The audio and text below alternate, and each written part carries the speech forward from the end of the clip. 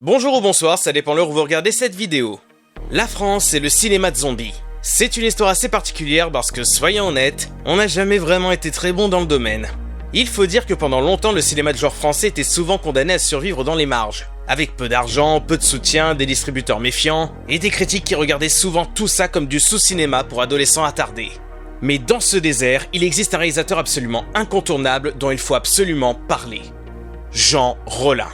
Alors, direct, je préfère être clair, parce que sinon je vais passer toute la vidéo à faire semblant. Je déteste le cinéma de Jean Rollin. Mais genre, vraiment. Alors attention, je suis le premier à reconnaître son importance dans le cinéma français, et on va y revenir. Mais Jean Rollin, moi, je peux vraiment pas. Je trouve ses films chiants, souvent mal joués, mal foutus, avec des dialogues qui donnent parfois l'impression que les acteurs découvrent l'existence du langage humain pendant la prise. Je crois que j'habite ici avec vous. Oui, peut-être. Il y a des affaires dans ce placard qui ne sont pas à moi. Ce doit être les vôtres ? Son fameux rythme contemplatif que beaucoup de ses admirateurs trouvent poétique, moi il me donne surtout envie de me foutre en l'air. Ça et sa tendance à foutre de l'érotisme assez gratuitement. Jean Rollin, c'est un peu un traumatisme aussi, Quand j'étais jeune, j'avais la chaîne CinéFX, et ils passaient leur temps à rediffuser ses films encore et encore pendant la nuit. Et vu que je faisais souvent des insomnies à l'époque, j'avais pas d'autre choix que de me les coltiner. En plus, il savait vendre ses films, les titres étaient toujours très alléchants, Et plus d'une fois, je me suis fait avoir. Après, je ne peux pas vraiment dire que Jean Rollin est un mauvais réalisateur et passer à autre chose, parce que ce serait malhonnête de ma part. Qu'on aime ou non ses films, et me concernant, je pense que vous avez compris que c'est pas le cas, Jean Rollin reste l'un des cinéastes de genre les plus importants de l'histoire du cinéma français. À une époque où quasiment personne en France ne voulait produire ce type de film, lui tournait des histoires de vampires, de femmes mortes, de créatures étranges, de cimetières, et ce avec peu de moyens. Son premier long métrage, Le viol du vampire, sorti en 1968, arrive d'ailleurs dans un contexte assez particulier et devient immédiatement un objet de scandale. Mon premier film est sorti en mai 68, donc à un moment donné où les esprits changeaient et où je croyais naïvement que ce viol du vampire, qui était mon premier film, allait être accueilli par les jeunes comme quelque chose d'un esprit nouveau, si vous voulez. Or, pas du tout. Tout le monde m'est tombé dessus, les gens hurlaient dans la salle, ça a fait un scandale épouvantable. J'ai été obligé de me cacher, parce que les spectateurs qui sortaient du Styx, notamment au quartier latin, me cherchaient pour me casser la gueule. C'était incroyable. Rollin va ensuite construire une filmographie extrêmement personnelle. Avec La vampire nue, Le frisson des vampires, Requiem pour un vampire, La rose de fer ou encore Lèvres de sang. Alors, même si je n'aime pas ces films, il faut reconnaître une chose quand on les voit, Jean Rollin possède un univers immédiatement identifiable. Tu peux tomber sur un de ses films au hasard sans connaître le titre, et très souvent, au bout de quelques plans, tu comprends que tu regardes du Jean Rollin. Et dans un cinéma français qui a toujours eu tendance à se méfier des auteurs de genre trop singuliers, c'est déjà énorme. Le problème évidemment, c'est que posséder un univers personnel ne permet pas forcément de payer les factures. Les films de Rollin rencontrent régulièrement des difficultés commerciales. Et au cours des années 70, le réalisateur va tourner de nombreux films pornographiques sous différents pseudonymes, notamment Michel Gentil. Et ce principalement pour gagner sa vie et continuer à travailler. Et c'est dans ce contexte assez particulier qu'à la fin des années 70, Jean Rollin va se retrouver avec l'occasion de réaliser un projet beaucoup plus frontal, plus commercial et surtout, beaucoup plus violent. Un film qui va entrer dans l'histoire comme le premier grand film français à s'attaquer frontalement aux zombies modernes et au gore. Mesdames et messieurs, je vous présente Les raisins de la mort, sorti en 1978. Le film raconte l'histoire d'Elisabeth, une jeune femme qui voyage en train pour rejoindre son fiancé dans une région spécialisée dans la viticulture. Sauf qu'un pesticide expérimental utilisé sur les vignes contamine progressivement les habitants, provoque d'horribles lésions sur leur corps et les transforme en créatures violentes, démentes et meurtrières. Alors non, les créatures des raisins de la mort ne sont pas vraiment des morts vivants au sens classique du terme. Ce sont plutôt des contaminés, des humains infectés qui perdent progressivement la raison, tout en conservant parfois une partie de leur conscience. Ouvrez ! Ouvrez ! Mais le film reprend suffisamment de codes de cinéma de zombies pour être généralement rattaché au genre. Et surtout historiquement, il représente une étape essentielle dans l'apparition du gore et du zombie à la française. L'idée générale permet surtout à Rollin de quitter temporairement ses vampires pour aller vers quelque chose de beaucoup plus contemporain. Un cinéma différent de ce qu'il fait d'habitude. Bon, rassurez-vous, c'est Jean Rollin, donc il trouve quand même le moyen de foutre une actrice à poil dans son film. C'était pas la peine de faire ça. Mais pour une fois, son fantastique s'ancre dans une peur extrêmement moderne. La contamination industrielle. Et là, il faut replacer le film dans son époque. À la fin des années 70, la méfiance envers les pesticides, la pollution, l'agriculture intensive et les catastrophes environnementales commence à prendre une place de plus en plus importante dans l'imaginaire collectif. Quelques années auparavant, le cinéma américain a déjà largement développé cette peur d'une nature détruite par l'homme.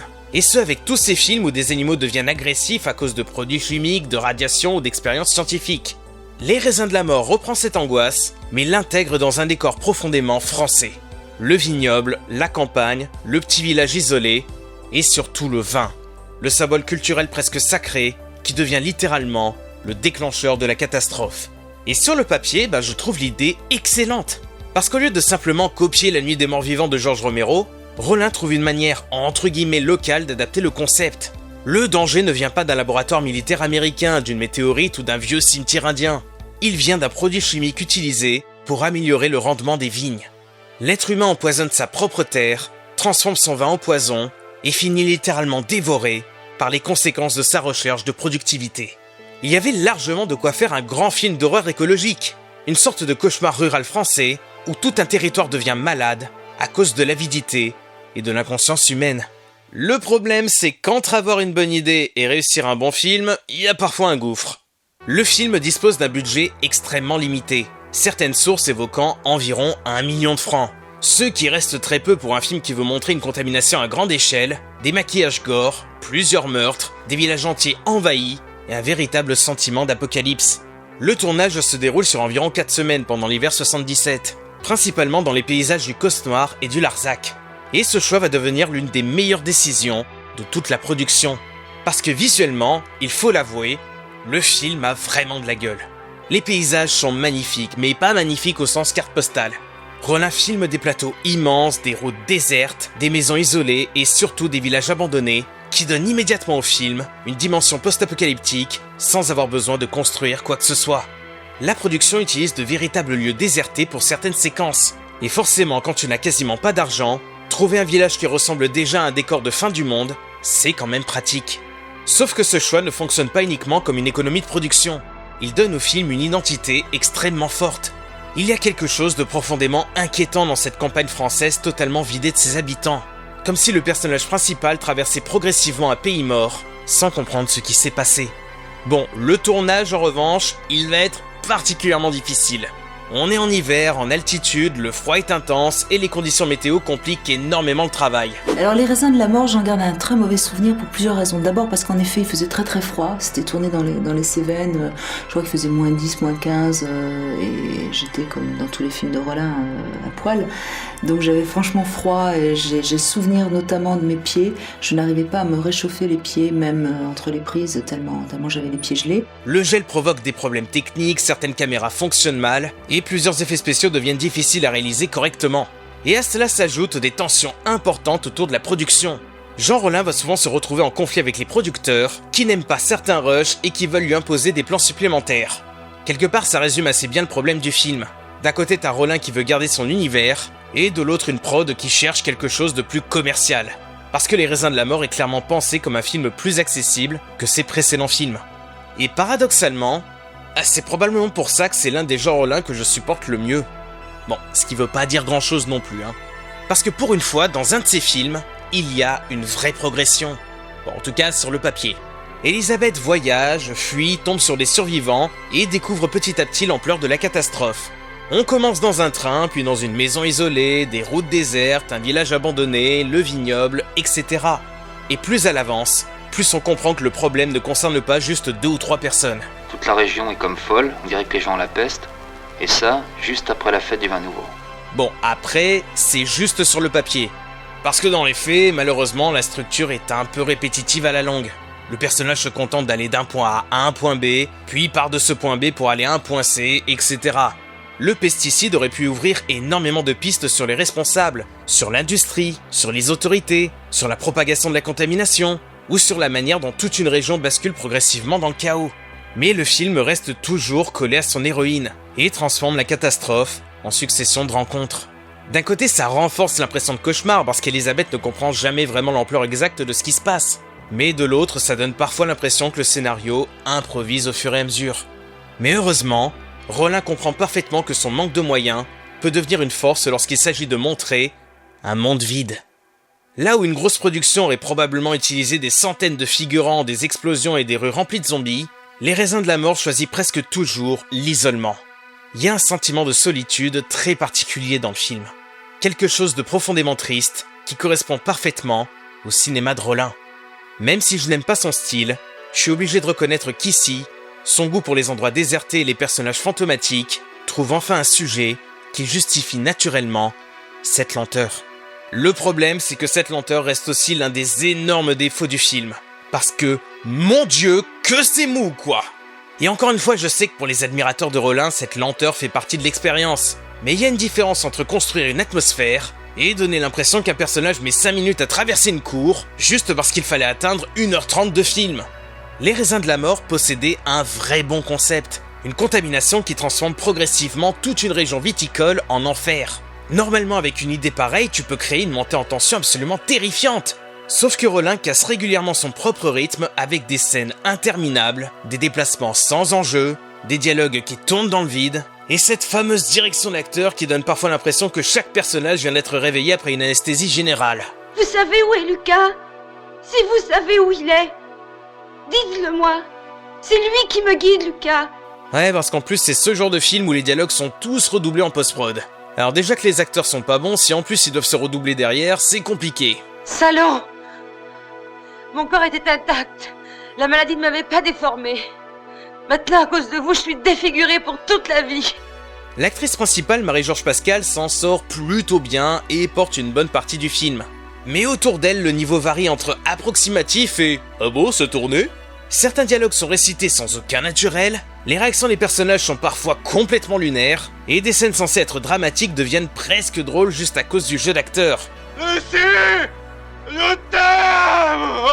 Et c'est particulièrement gênant dans un film qui veut traiter son sujet avec sérieux. Parce que contrairement à certains nanargores qui assument le délire, Les Raisins de la Mort veut réellement provoquer la peur, la tristesse et le malaise. Rollin ne filme pas ses contaminés comme des monstres rigolos. Il insiste au contraire sur leur souffrance et sur les derniers fragments d'humanité qui subsistent en eux. Et ça pour le coup, c'est probablement la meilleure idée du film. Les infectés des Raisins de la Mort ne sont pas simplement des cadavres anonymes qui veulent manger tout le monde. Certains sont conscients de ce qui leur arrive. Certains souffrent, certains semblent capables de parler, de demander de l'aide, ou même de ressentir encore de l'amour, alors que leur corps et leur esprit sont en train de se décomposer. Le film joue constamment sur cette frontière entre le monstre et la victime. Et ça donne plusieurs scènes étonnamment cruelles. Je souffre. Tuez-moi.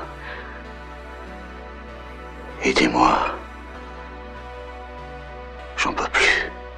Sauf que comme souvent dans le film, la réalisation, le montage et surtout le jeu d'acteur ne sont pas du tout capables de porter complètement la puissance de l'idée.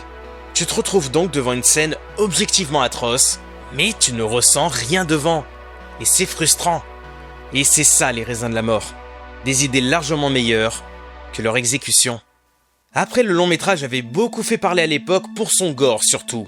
Pour le cinéma français de 78, le film va extrêmement loin. On voit des visages rongés par des pustules, des plaies qui coulent, une décapitation assez choquante, un meurtre à la fourche et plusieurs corps mutilés. À l'époque, cette violence est suffisamment inhabituelle pour provoquer de sérieux problèmes avec la commission de contrôle. Certains membres envisageant même une classification X pour le film, avant qu'il ne puisse sortir finalement dans le circuit classique avec une interdiction aux moins de 18 ans. Il faut comprendre qu'en France, ce niveau de gore était encore extrêmement rare. Et rien que pour ça, le film possède une importance historique incontestable. Mais aujourd'hui, avec nos yeux de maintenant, qu'en est-il?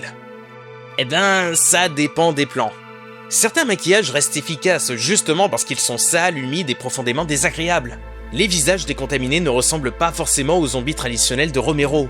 Ils donnent plutôt l'impression d'une maladie qui détruit progressivement la peau. Et cette approche correspond parfaitement au concept du pesticide. Mais d'autres effets sont franchement mauvais. Les prothèses se voient énormément et certaines blessures ressemblent à ce qu'elles sont, c'est-à-dire du latex posé sur un acteur avec très peu de temps et encore moins d'argent. Ils ont fait avec ce qu'ils pouvaient quoi, et de temps en temps, ça se voit un peu. Et pourtant, même quand ça rate, il y a une vraie volonté. Et c'est probablement ce qui m'empêche de détester Les Raisins de la Mort. Le film essaie sincèrement quelque chose. Il veut mélanger le zombie, le gore, l'horreur écologique, le road movie, le cinéma rural et la poésie morbide habituelle de son réalisateur. Il veut proposer une apocalypse profondément française. Et surtout, il ne traite jamais son sujet avec ironie. Rollin croit totalement en son histoire. Et ça, c'est très appréciable. Je veux un médecin, je suis pas dangereux. Soignez-moi. À sa sortie en 1978, le film rencontre un succès assez relatif. Suffisamment en tout cas pour circuler au-delà de la France et être représenté dans plusieurs festivals fantastiques. Il est également exporté dans différents pays européens, ce qui n'est pas rien pour une production française aussi marginale. Mais le film se retrouve aussi confronté à une partie de la critique française qui rejette violemment sa brutalité. Et encore une fois, ça raconte beaucoup de choses sur la place du cinéma de genre en France à cette époque. Aujourd'hui, voir une décapitation ou un visage décomposé dans un film d'horreur, ça n'a plus rien d'exceptionnel quoi. Mais en 1978, dans une production française, c'est beaucoup plus inhabituel. Alors oui, Rollin ne possède peut-être ni les moyens ni la maîtrise technique des grands films américains ou italiens du moment, mais il ose mettre ses images au centre d'un long métrage français et il participe à ouvrir une porte qui était jusque-là pratiquement fermée. Non, mais il y a des gens qui m'aiment bien en France, heureusement. Puisque j'ai eu la grande surprise quand j'ai fait l'avant-première de Dracula à la Cinémathèque, on a refusé du monde. J'étais très étonné, la salle était pleine, il y a des gens qui sont partis sans pouvoir entrer. Donc il y a quand même un petit public en France. Ce qui manque, c'est les salles pour sortir les films. Donc la vraie question finalement c'est, est-ce que Les Raisins de la Mort est un bon film ? Je ne pense pas. Je pense même que si on retire son importance historique et qu'on le regarde uniquement comme une œuvre de cinéma, il possède énormément de défauts difficiles à défendre. Mais contrairement à beaucoup de mauvais films, Les Raisins de la Mort a une personnalité. Le film possède une vraie tristesse que beaucoup de films de zombies n'ont pas. Chez Romero, le zombie devient souvent une figure sociale ou politique. Chez Fulci, il devient une vision de cauchemar, un cadavre en décomposition qui détruit littéralement le monde des vivants. Chez Rollin, le contaminé reste souvent une personne en train de disparaître. Et cette idée donne au film une dimension tragique beaucoup plus intéressante que son scénario ne le laisse penser. Cette noirceur correspond parfaitement à la dimension écologique du film. Une fois le poison introduit dans la terre, dans le raisin, dans le vin, et finalement dans les corps, il n'existe plus vraiment de retour en arrière. Vous pouvez détester le film, et croyez-moi, je vais pas vous juger, mais vous ne pouvez pas vraiment le confondre avec une autre production de zombies. Il y a vraiment quelque chose dans ce film. Pas toujours quelque chose de bien, mais quand même quelque chose. Et surtout, je suis content que ce film existe pour ce qu'il représente. Il montre qu'à la fin des années 70, alors que le cinéma fantastique français reste encore largement marginalisé, un réalisateur peut essayer de fabriquer une véritable œuvre gore locale, sans simplement reproduire mécaniquement les modèles américains. Alors peu importe que je l'aime ou non, ce qui est sûr, c'est qu'il a tout mon respect.